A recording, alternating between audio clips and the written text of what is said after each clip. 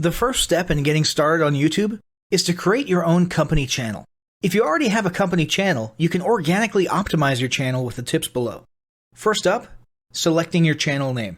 Now, in a perfect world, your channel name will be your business name. If your business name is already taken, get as close to your business name as possible. For example, you could abbreviate your name or add or delete identifiers such as Inc. If the product or service you're promoting is singular or in a clear niche, try to look for a creative, catchy, and memorable channel name. However, you must be forward-thinking when you select your channel name. For example, if you expand your product lines in the future, would you have 2 separate channels or 1 cohesive channel? If appropriate, you could even use your first and last name as your channel name. Consider keywords, but remember that trending keywords are in constant flux.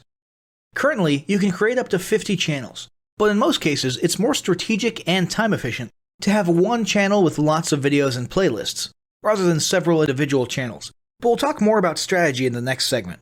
Next up, optimizing your images.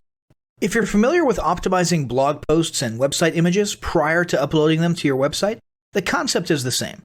This is one of those tiny details that many people underestimate or simply don't know exist, but can go a long way in organic YouTube and search engine optimization. The best way to optimize your images is to use Google Trends or a paid keyword tool to identify the best keywords. Then, name and save your YouTube profile pic and banner with the most suitable keywords.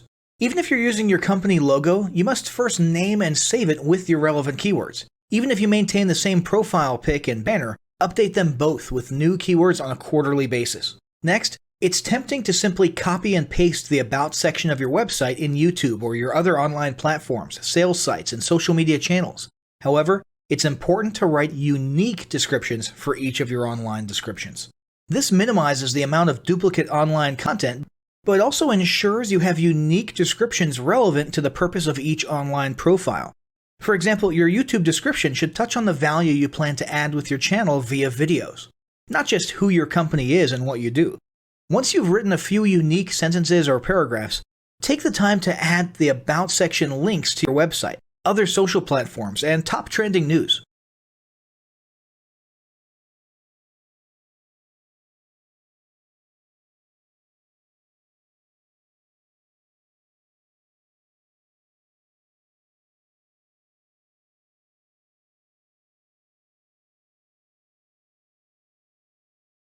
Establishing marketing goals is critical to the success of your YouTube marketing.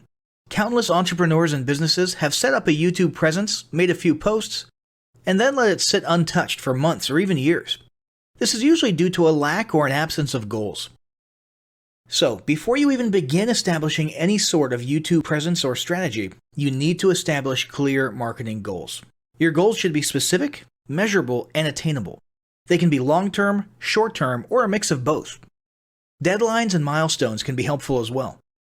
I want to increase my social following would be an example of a bad goal that will likely result in your marketing efforts petering out for a while because there's no specific milestones. I want to gain 1,000 likes by Christmas is an example of a good goal.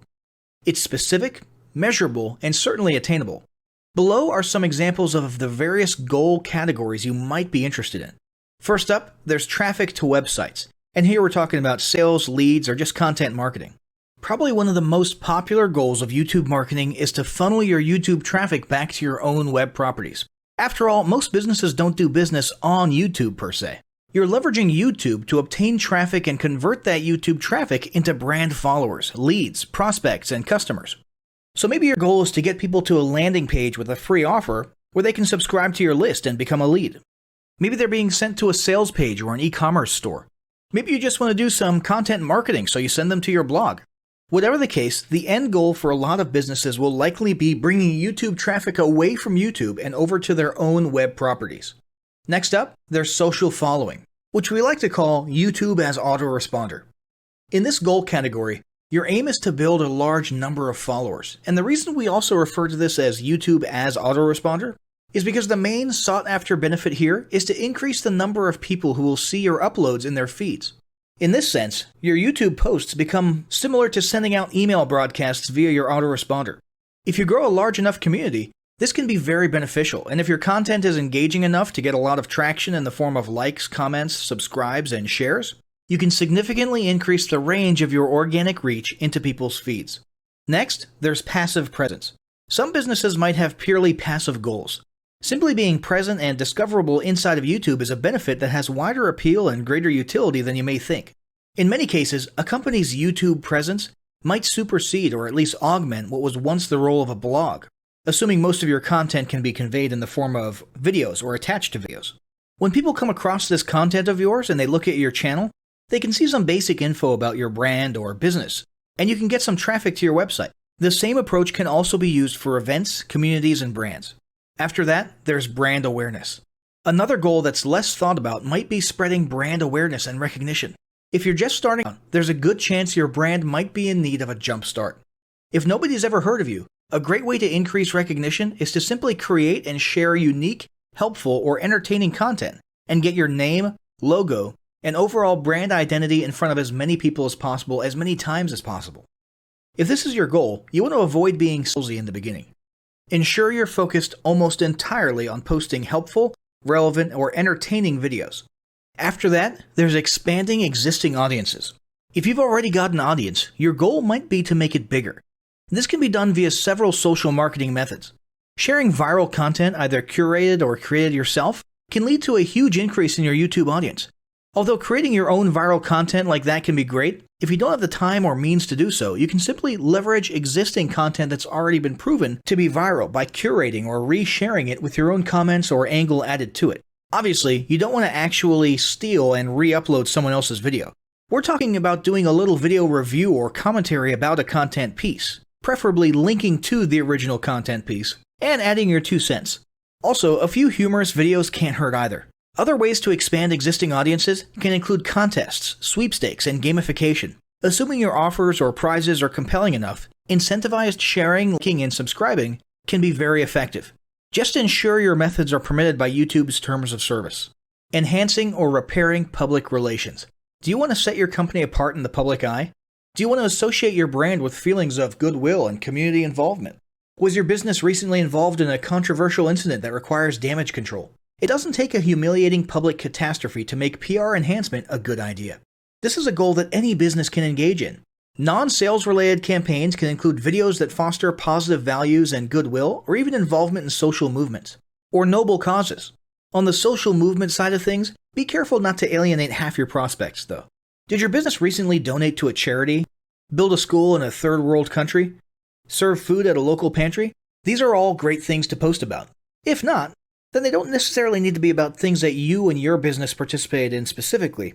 They can be content about general things, like a heartwarming video about helping the poor or caring for the elderly. Special holidays like Christmas, Thanksgiving, or Mother's Day also present opportunities to leverage emotions, foster goodwill, and enhance your PR. Next, there's market research. A hugely beneficial goal of YouTube marketing is market research. If you're just starting your business or going down a new path, YouTube can be an excellent place to learn more about your audience and your market. This can be done in a structured way with things like mentioning surveys and questionnaires at the end of your videos and linking to them in the description, or in a less structured way by simply engaging with your audience, commenting, asking questions, and so on. Also, lurking or conversing in YouTube channels or the comments of videos related to your industry can teach you a ton about what your customers want and who they are. Beyond that, you can monitor your competitors' accounts and posts to see what their customers like and what they're complaining about, so you can adjust your business accordingly. Creating your own channel, posting, and engaging in it is another great way to get a constant stream of market and audience data flowing into your business. Ultimately, your goal should be to come up with 1 or 2 ideal customer avatars that you can then base your marketing and product development on. All of the goals you've learned about in this section require some sort of presence on YouTube. Getting that presence started is what we're going to talk about next.